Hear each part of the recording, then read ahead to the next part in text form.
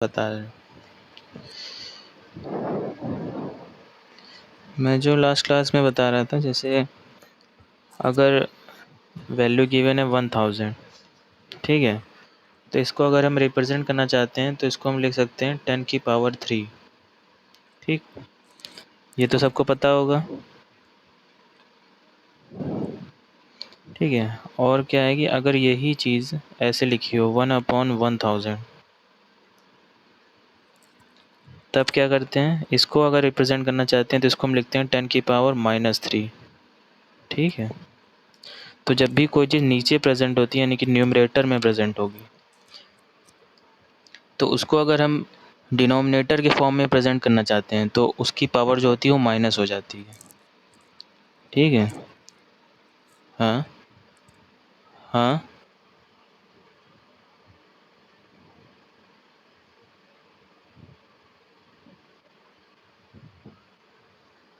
एक मिनट। ऊपर वाले को न्यूमरेटर कहते हैं ना, नीचे वाले को डिनोमिनेटर। ठीक है, तो यहाँ पर जो 1/1000 है, तो यहाँ पर क्या है कि 1000 डिनोमिनेटर में है, तो जब ये न्यूमरेटर के फॉर्म में रिप्रेजेंट किया जाएगा तब हम माइनस में रिप्रेजेंट करते हैं। ठीक है, तो यही चीज़ होती है। तो वहाँ पर क्या गिवन था क्वेश्चन में,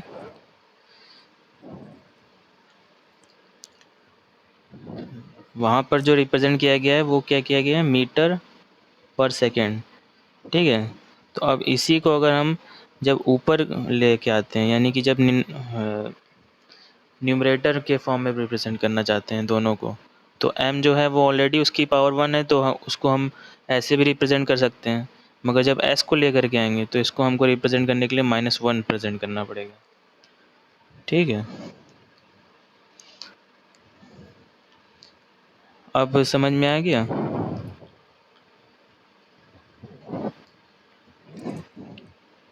ओके, तो लास्ट क्लास में यहाँ पर हम लोग ने वेलोसिटी कवर कर लिया था। अब इसके बाद क्या है, एसिलरेशन। तो एसिलरेशन क्या चीज़ होती है, जैसे जब वेलोसिटी में चेंज होता है, क्योंकि जैसे हम लोग मूव करते हैं, कहीं भी कार मूव कराते हैं तो क्या करते हैं कि कुछ टाइम के लिए हमारी स्पीड तो फिक्स रहती है, मगर फिर क्या होता है, एक कार में जैसे 3 पॉइंट्स होते हैं, एसिलरेशन, ब्रेक, क्लच। तो एसिलरेशन का यूज़ हम करते हैं, तो एसिलरेशन से क्या होती है, गाड़ी तेज़ भागने लगती है। तो वही चीज़ होता है एसिलरेशन, यानी कि कुछ टाइम ड्यूरेशन में हम स्पीड को जब बढ़ा देते हैं या फिर स्पीड को कम करते हैं। स्पीड को कम करते हैं तो वो नेगेटिव एसिलरेशन होता है, और जब स्पीड को हम बढ़ाते हैं तो वो पॉजिटिव एसिलरेशन होता है। तो क्या होता है, the velocity in our day to day life does not remain uniform.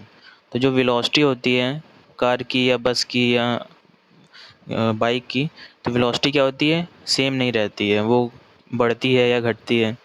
There are frequent change in the velocity.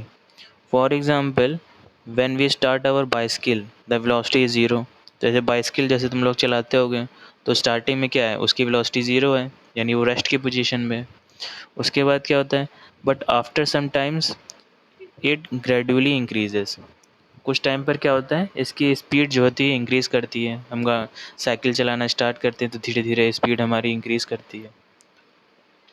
So the rate of change in the velocity is another very important aspect in describing the motion.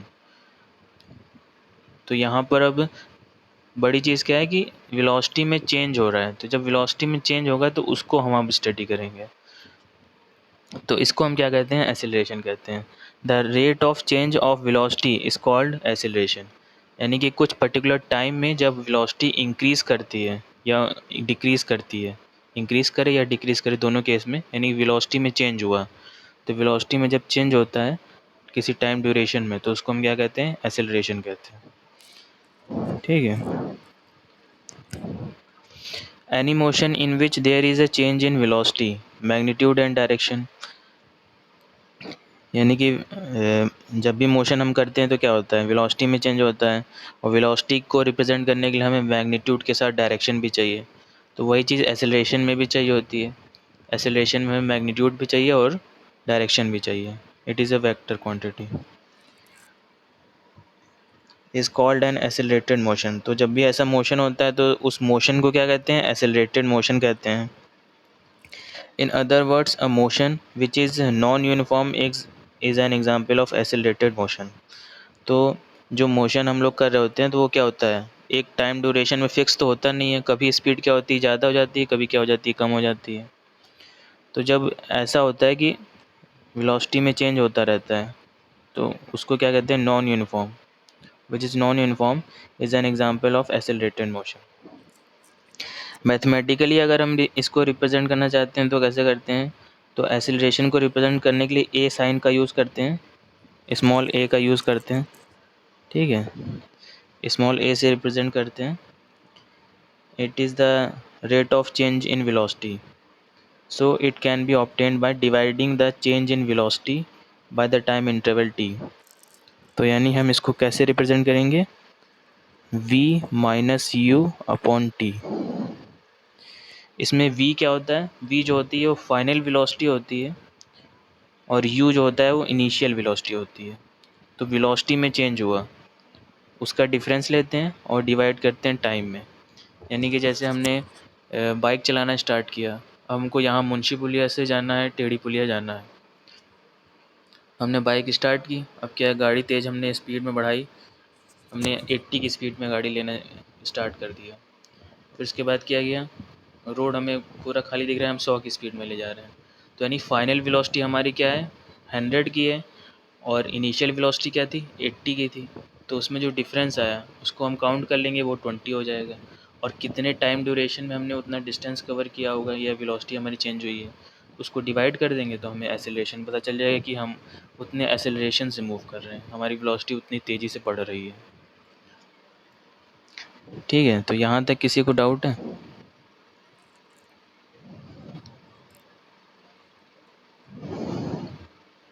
ये formula है, ये तो formula तुमको याद रखना पड़ेगा। हाँ,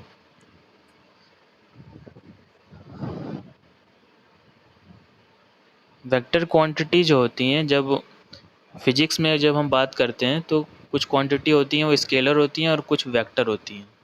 तो बहुत सारी क्वांटिटीज़ आती हैं जो फिजिक्स में हमको रिप्रेजेंट करनी होती हैं। तो वेक्टर क्वांटिटी वो होती हैं जिनको रिप्रेजेंट करने के लिए हमें डायरेक्शन भी चाहिए। उनको हम सीधे केवल मैग्नीट्यूड फॉर्म में नहीं बता सकते।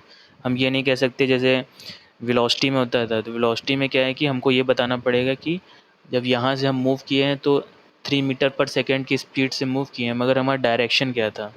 डायरेक्शन हमारा साउथ की डायरेक्शन में था कि नॉर्थ की डायरेक्शन में था कि ईस्ट की डायरेक्शन में था कि वेस्ट की डायरेक्शन में था। तो जब भी हमें डायरेक्शन की ज़रूरत होती है रिप्रेजेंट करने के लिए, तो ऐसी क्वांटिटीज़ को हम कहते हैं वेक्टर क्वांटिटी। तो उस कैटेगरी में जो है वेलोसिटी आता है और डिस्प्लेसमेंट आता है और एक्सीलरेशन आता है। ऐसे और भी क्वांटिटीज़ आती हैं जो हम फर्दर स्टडी करेंगे। ठीक है, और ये जो फॉर्मूला है, अब ये फॉर्मूले के लिए तो कुछ किया नहीं जा सकता ना। फॉर्मूला तो अब न्यूटन ने दिया है, अब उन लोगों ने पढ़ाई की है। ठीक है, तो ये फॉर्मूला है acceleration is equal to v minus u upon t. तो ये एक्सीलरेशन का फॉर्मूला याद रखना होगा। ठीक है,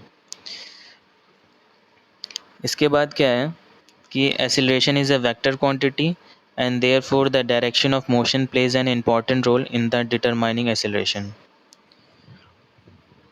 तो ये वेक्टर क्वांटिटी होती है तो इसलिए इसमें डायरेक्शन भी इम्पॉर्टेंट होता है। एक्सीलरेशन को जब भी हमें निकालना है तो डायरेक्शन भी हमें पता होना चाहिए। Accordingly acceleration can be positive और निगेटिव। तो एक्सीलरेशन जो होता है वो पॉजिटिव हो सकता है और निगेटिव, ये दोनों हो सकता है। तो अब अगर हम इसी फॉर्मूले में देखें तो फॉर्मूले में जो गिवन है, तो फॉर्मूले में क्या गिवन है कि a is equal to v minus u upon t, ये गिवन है। तो यहाँ पर साफ साफ हमें दिखाई पड़ रहा है कि v जो है वो उसकी वैल्यू ज़्यादा होनी चाहिए u से। अगर ऐसा नहीं होगा तो वैल्यू निगेटिव में आ जाएगी। ठीक है, तो इसलिए क्या होगा, if v is more than u, v की वैल्यू जब होगी u से ज़्यादा होगी, देन एक्सेलरेशन इज़ पॉजिटिव। तो इस केस में क्या होगा, एक्सेलरेशन पॉजिटिव होगा। और अगर v is less than u, v की वैल्यू क्या होगी, u से लेस देन अगर हो जाए तब क्या होगा, एक्सेलरेशन इज़ निगेटिव। तो इसको हम क्या कहेंगे, एक्सेलरेशन जो है वो निगेटिव है, यानी स्पीड हमने कम कर दी, वेलोसिटी कम कर दी हमने, तो क्या होगा, निगेटिव एक्सेलरेशन हो गया। तो निगेटिव एक्सेलरेशन को हम क्या कहते हैं, इसको कहते हैं रिटार्डेशन। तो इसका एक अलग नाम भी दिया गया है, a negative acceleration is called retardation. ठीक है, तो ये क्वेश्चन पूछा जाता है एग्जाम में कि निगेटिव एक्सेलरेशन जो होता है उसको क्या कहते हैं, तो उसको कहते हैं हम रिटार्डेशन। ठीक है, और तीसरा केस क्या होता है, अगर क्या हो कि वेलोसिटी यूनिफॉर्म हो, वेलोसिटी में कोई चेंज ही ना हो। जैसे मैं गाड़ी लेके स्टार्ट किया, मुंशी पुलिया से चलना स्टार्ट किया, मेरी स्पीड 80 किलोमीटर पर आवर की है, और मैं टेढ़ी पुलिया तक गया, मेरी स्पीड 80 किलोमीटर ही बनी रही, मैंने कोई भी चेंज नहीं किया। तो यहाँ पर क्या है, स्पीड चेंज नहीं हुई, वेलोसिटी चेंज नहीं हुई। If velocity is uniform it means v equal to u, then acceleration is zero. तो इस केस में एक्सेलरेशन क्या होगा, ज़ीरो हो जाएगा, क्योंकि वेलोसिटी में कोई चेंज ही नहीं हुआ। ठीक है, तो यहाँ पर मैंने 3 केस बताए हैं। इस तीनों केसेस में किसी को कोई प्रॉब्लम हो तो पूछ लो। हाँ,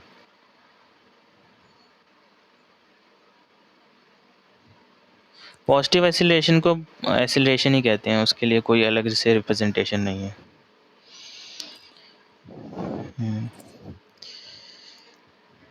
इसके बाद क्या है, understanding acceleration by an example.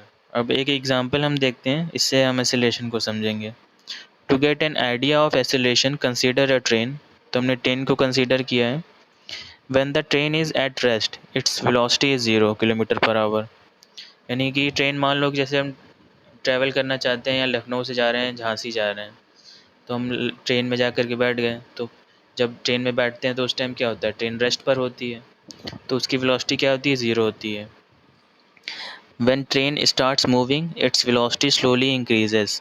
तो जब ट्रेन चलना स्टार्ट करती है तो पहले धीरे धीरे चलती है, and after a certain time interval it attains a constant velocity. फिर थोड़े देर टाइम के बाद क्या होता है, धीरे धीरे स्पीड पकड़ना स्टार्ट कर जाती है, तो उसकी वेलोसिटी जो होती है, कांस्टेंट वेलोसिटी जो होती है वो इंक्रीज़ करती है। हमने माना कि से 100 किलोमीटर पर आवर, यानी कि स्पीड हमने माना कि ट्रेन की स्पीड हो गई 100 किलोमीटर पर आवर की हो गई है। As the next station approaches, its velocity gradually decreases and finally the train comes to rest. तो जैसे कोई नेक्स्ट स्टेशन आया, जैसे लखनऊ से चली, अब पहुंची मानक नगर पहुंची, तो मानक नगर पर अब उसको रुकना पड़ेगा, तो वहाँ पर उसकी स्पीड क्या होगी, डिक्रीज़ करेगी। तो नेक्स्ट स्टेशन पर वहाँ पर उसकी स्पीड डिक्रीज़ करी। When the train starts from rest, its velocity increases from 0. तो जब उसने स्टार्ट किया था तो उसकी वेलोसिटी में इंक्रीज़ हुई थी, उसमें वहाँ 0 से इंक्रीज़ कर गई थी। This means there is a change in the velocity, it means acceleration. तो जब भी वेलोसिटी इंक्रीज़ कर रही है तो उसको हम क्या कहेंगे, पॉजिटिव एक्सेलरेशन है। We can say that train is accelerating. यानी कि वो पॉजिटिव वर्ड ज़्यादातर यूज़ नहीं किया जाता है, तो हम केवल ऐसे कह देते हैं कि हाँ एक्सेलरेट कर रही है। तो एक्सेलरेशन पॉजिटिव के लिए ही होता है, तो that is accelerating. After some time, the velocity of the train gets up to 100 kilometre per our and becomes uniform.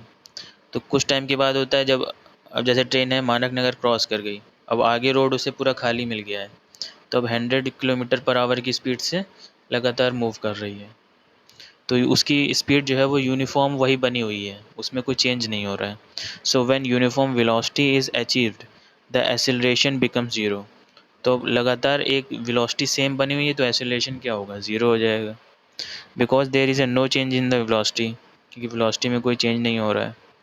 Now when next station approaches the train driver applies brakes. तो जब भी next station आया, लखनऊ से अब कानपुर पहुंच गई, तो वहाँ पर अब ट्रेन के जो ड्राइवर हैं, लोको पायलट ने, उसने क्या किया, ब्रेक लगाया। तो ब्रेक लगाने पर ट्रेन रुक गई। This reduces train speed. Now again there is a change in the velocity, but this time velocity is decreasing. तो अब जब ब्रेक लगाया तो क्या हुआ, वेलोसिटी उसकी डिक्रीज़ की, डिक्रीज़ करके ज़ीरो हो गई।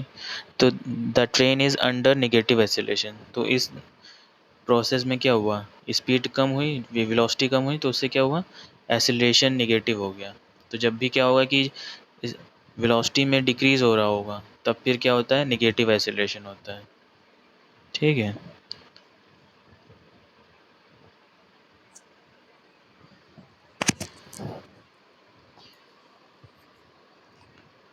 पॉजिटिव मैंने बताया ना, जैसे कि ट्रेन ने स्पीड अपनी बढ़ाई, जब स्टेशन से चलना स्टार्ट किया तो उसने क्या किया, स्पीड उसकी बढ़ी, उसने 100 किलोमीटर पर आवर की स्पीड को पकड़ लिया। तो यहाँ पर क्या हुआ, 0 से 100 किलोमीटर की स्पीड उसमें इंक्रीज़ हुआ ना। तो जब भी इंक्रीज़ हुआ तो वो एक्सीलरेशन पॉजिटिव हो गया। मगर जब वो दूसरे स्टेशन पे पहुंची तो उसने क्या, ट्रेन ने ब्रेक लगाया, तो ब्रेक लगा करके ट्रेन रुक गई। तो वहाँ पर स्पीड क्या हुई, डिक्रीज़ कर गई।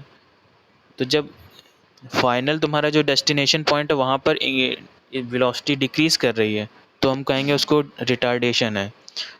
मगर जब इनिशियल पॉइंट पे इंक्रीज़ कर रही है, वहाँ से इनिशियल से फाइनल की तरफ इंक्रीज़ कर रही होगी, तब हम क्या कहेंगे, पॉजिटिव एक्सीलरेशन है। ठीक है। तो यहाँ से क्या समझ में आया, कॉन्सेप्ट क्या है, the acceleration takes place only when there is a change in the velocity. तो एक्सीलरेशन तभी होता है जब क्या होता है कि वेलोसिटी में चेंज होता है। In fact, acceleration leads to the change in the velocity of an object. तो एक्सेलरेशन क्या करता है, ये जब भी वेलोसिटी में कोई चेंज होता है तो उसी को बताता है। This change could be change in the speed of the object और its direction of the motion और बोथ। तो जो भी चेंज हो रहा होगा स्पीड में, तो ये कैसा हो सकता है, स्पीड में चेंज हो सकता है, डायरेक्शन में भी चेंज हो सकता है, मोशन में भी चेंज हो सकता है। तो इस हिसाब से हमने 3 एक्सेलरेशन डिवाइड किया। एक्सेलरेशन 0 होता है, एक्सेलरेशन पॉजिटिव होता है और एक्सेलरेशन निगेटिव होता है। एक्सेलरेशन 0 जब होगा जब वेलोसिटी जो होगी वो चेंज नहीं होगी, वेलोसिटी इज यूनिफॉर्म। ठीक है। तो यहाँ तक हमने एक्सेलरेशन के बारे में पढ़ लिया है। इसके बाद इसमें कुछ प्रॉब्लम्स गिवन हैं, एनसीईआरटी न्यूमेरिकल एग्जांपल्स हैं। तो इसको सब लोग अपनी कॉपी में करेंगे। 5 एग्जांपल्स गिवन है, इसमें सिंपल यही फॉर्मूला गिवन है, a equal to v minus u upon t, इसी फॉर्मूले पर है। ठीक है।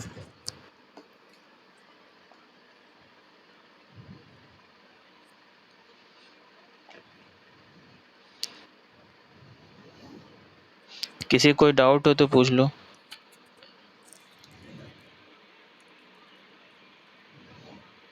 हम्म।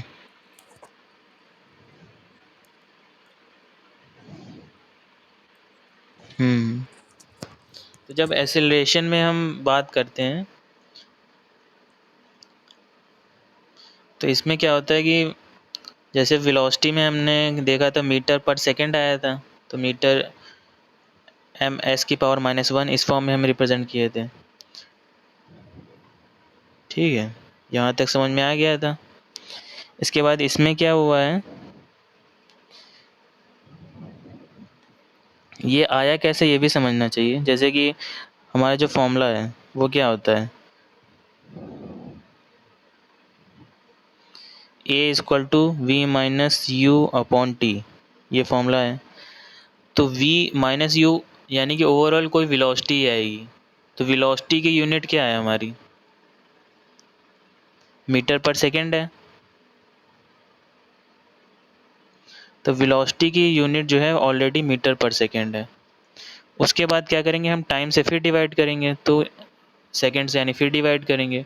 तब 2 बार सेकंड का डिवीज़न होगा, तो इससे क्या होगा, जो वैल्यू आएगी वो, अब क्या होगा इसमें 2 बार सेकंड आ गया, तो इसकी वजह से वैल्यू जो है वो डिफ़र कर गई। ए बराबर क्या हुआ, m अपॉन एस स्क्वायर। तो मीटर पर सेकंड स्क्वायर होती है इसकी यूनिट जब हम रिप्रेजेंट करते हैं। तो यही जो पावर होती है जब ऊपर की तरफ जाती है, यानी न्यूमरेटर और डिनोमिनेटर, तो न्यूमरेटर में जब रिप्रेजेंट करते हैं तब क्या करते हैं, पावर माइनस हो जाती है, तो वही रिप्रेजेंट करते हैं हम।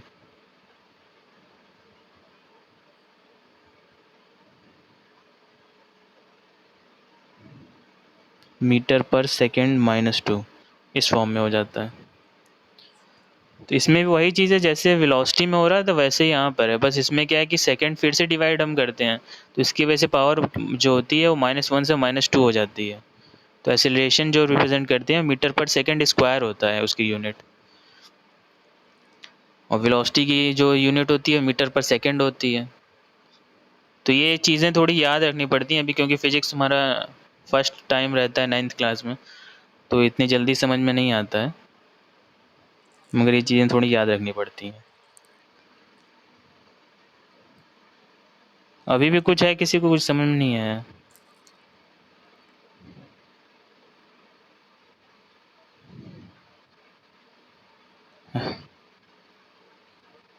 हाँ,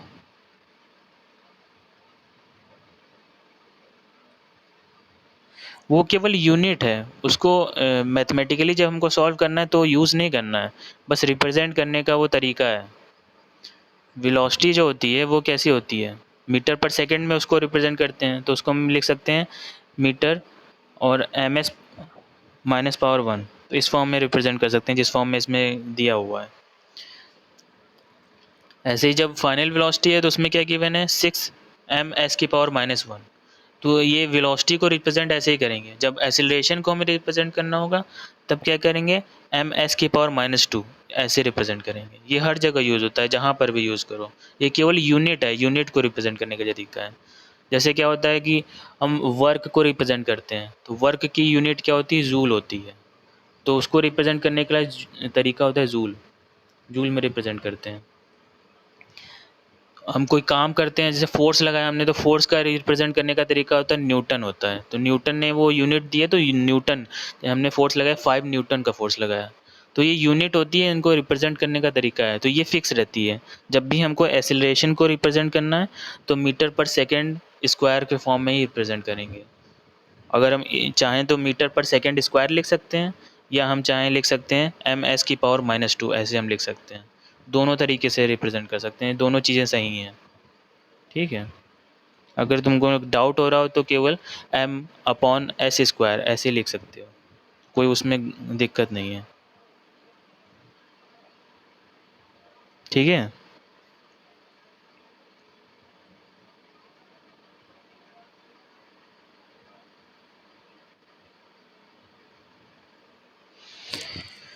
तो इसमें फॉर्मूला गिवन है, A=v−u/t, इसी फॉर्मूले पर क्वेश्चन सॉल्व किया गया है। इसमें जैसे फर्स्ट एग्जांपल है, तो उसमें क्या है, starting from a stationary position, Rahul pedals hits bicycle to attend a velocity of 6 metre per second in 30 seconds. Then he applies brakes such that the velocity of bicycle comes down to 4 meter per second in next 5 seconds. Calculate the acceleration. तो हमें यहाँ acceleration calculate करना है।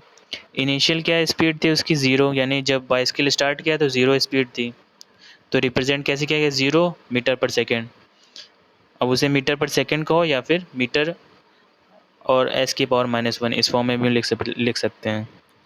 Final velocity क्या है, 6 metre per second है, और time कितना है, 30 मिनट 30 सेकेंड, ये गिवन है। तो ये फॉर्मूला हम यूज़ कर लेंगे, A=v−u/t। तो v क्या है, फाइनल वेलोसिटी, तो फाइनल वेलोसिटी क्या है, 6 मीटर पर सेकेंड, और u क्या है, 0 है, तो 6 - 0/30, तो सॉल्व करेंगे तो 0.2। अब यूनिट जो है ये कॉमन रहेगी, ये जब भी रिप्रेजेंट करना है हमको एक्सेलरेशन को, तो मीटर पर सेकेंड स्क्वायर या फिर ms⁻², इस फॉर्म में हम रिप्रेजेंट करेंगे। सेकेंड केस क्या है, सेकेंड केस क्या है कि अब बाइसिकल ने क्या किया, अपनी स्पीड को इंक्रीज़ कर लिया, फिर उसके बाद फिर उसकी स्पीड इंक्रीज़ करेगी तो डिक्रीज़ भी करेगी। हमने जैसे चलना स्टार्ट किया, तो हम जब अपने घर से चले तो हमने बाइसिकल उठाई तो स्पीड हमारी बढ़ी, तो एक्सेलरेशन भी बढ़ गया, पॉजिटिव एक्सेलरेशन हुआ। फिर उसके बाद क्या हुए, कुछ टाइम बाद हमारी स्पीड बढ़ती चली गई, अब हम स्कूल पहुंच गए, तो स्कूल पहुंचेंगे तो ब्रेक तो लगाएंगे ना, तभी तो हम रुकेंगे, तभी स्कूल पर आएंगे। तो जब ब्रेक लगाया हमने तो क्या हुआ, एक्सेलरेशन डिक्रीज़ किया हमारा, तो नेगेटिव एक्सेलरेशन हुआ, तो रिटार्डेशन हुआ। तो यहाँ पर अब वही चीज़ है, A=v−u/t ही फॉर्मूला हमें यूज़ करना है। तो इसमें हम क्या करेंगे, u जो है हमारे पास वो कितना है, 6 मीटर पर सेकेंड का है इनिशियल, और फाइनल कितना है, 4 मीटर पर सेकेंड है। तो 4 माइनस 6 करेंगे तो वैल्यू कितनी आएगी, -2 आएगी। तो -2/5 जो हम करेंगे तो ये सॉल्व करने पर क्या आएगा, -0.4 मीटर पर सेकेंड स्क्वायर। तो इसको इस फॉर्म में भी रिप्रेजेंट करते हैं, -0.4 मीटर s⁻²। ठीक है, एक दो बार ये क्वेश्चन सॉल्व करना, फिर भी नहीं समझ में आएगा तब पूछना। ठीक है, दो चार बार जब हैबिट पड़ेगी तब समझ में आएगी, क्योंकि ये थोड़ा नया चीज़ है तो इतना जल्दी समझ में नहीं आता है।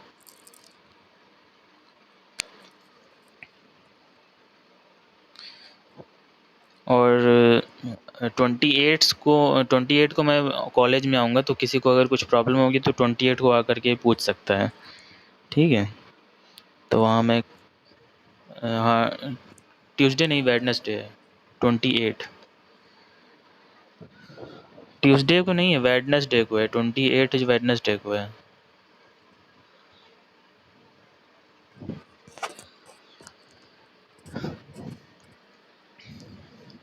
तो इसमें 5 प्रॉब्लम्स गिवन है, सब लोग ये 5 प्रॉब्लम्स लगाएंगे और फ़ोटो खींच के मुझे व्हाट्सएप करेंगे। हाँ बताओ।